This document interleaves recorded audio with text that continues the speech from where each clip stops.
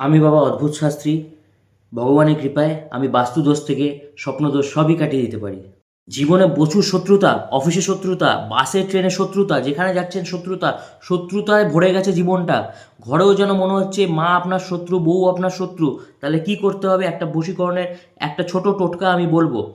মঙ্গলবারে একটা লেবু নেবেন, লেবুর মধ্যে 3টে ফুটো করবেন, 3টে ফুটোতে 3টে লবঙ্গ দিয়ে আপনার সারা গায়ে সারা ঘরে বগলে টগলে ঘষে নেবেন। সেই লেবুগুলো ঘষার পর মাঝ রাস্তায় ফেলে দেবেন, ফেলে দেখবেন অপেক্ষা করবেন কোনো গাড়ি যাচ্ছে কি না।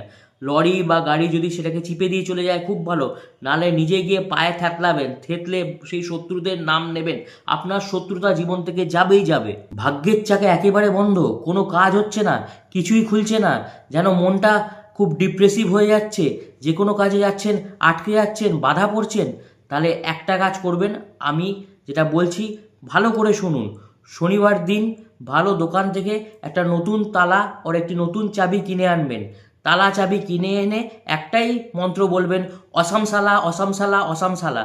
আপনার ভাগ্যের তালা মোটামুটি ভালোভাবে খুলে যাবে। সেটাও যদি না হয়, আপনার বাড়ির দোরগোড়ায় রেখে দেবেন, সঙ্গে 10 টাকা দিয়ে চাপা দিয়ে রেখে দেবেন। যে কেউ এসে ওই তালা চাবিটা নিয়ে 10 টাকাটা নিয়ে তালাটা খুলবে, আর আপনার ভাগ্যের চাকাটাও খুলে যাবে সঙ্গে সঙ্গে। কোনো ব্যক্তিকে হাতের মুঠোয় নিতে চান, সে আপনার তো কথাই শোনে না, তাকে হাতের মুঠোয় নেবেন কি করে? তবে সেই জন্য আপনাকে কি করতে হবে মন দিয়ে শুনুন। যে উপায়টা আমি বলছি এটাতে নিশ্চিত আপনি হাতের মুঠোয় তাকে আনতে পারবেনই। ব্যাপারটা হলো, শুক্রবার দেখে একটি সদ্যজাত ঘাসকে নিতে হবে। ঘাসটা দাঁতের কোণায় রেখে 3বার সেই ব্যক্তির নাম নিতে হবে। সেটি আপনার বউও হতে পারে, আপনার গার্লফ্রেন্ডও হতে পারে। সে নিশ্চয়ই আপনার হাতের মুঠোয় আসবেই আসবে। বাড়ির মধ্যে প্রবল অশান্তি, স্বামী স্ত্রীর মধ্যে অশান্তি, মা ছেলের মধ্যে অশান্তি, ভাই বোনের মধ্যে অশান্তি, সেই অশান্তি দূর করবেন কি করে? একটি প্রক্রিয়া বলবো, সেই অশান্তি আপনার কেটে যাবেই যাবে।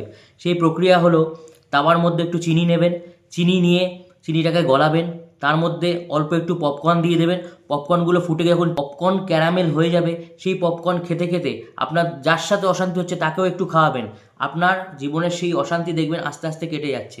আপনি কাউকে বশে আনতে চান, মানে বশীকরণ করতে চান, একটি উপায় বলবো, তাকে বশীকরণ আপনি করতে পারবেনই পারবেন। শুক্রবার লাল রঙের পেন নেবেন, একটি তেজপাতা নেবেন, তেজপাতার মধ্যে একটি সংখ্যা বলে দেবো, সেইটি লিখবেন। সংখ্যাটি হলো 1097। তার তলায় সেই ব্যক্তির নাম, সেটা বুলাদিও হতে পারে। সেই সংখ্যাটি লেখার পর সেই তেজপাতার মধ্যে একটু বাথরুমে গিয়ে 2 ফোঁটা হিসু করে দেবেন। করার পর সেই পাতাটাকে পুড়িয়ে দেবেন। উনি বশীকরণ হবেই হবে, আর আপনার দিকে দৌড়ে দৌড়ে আসবে।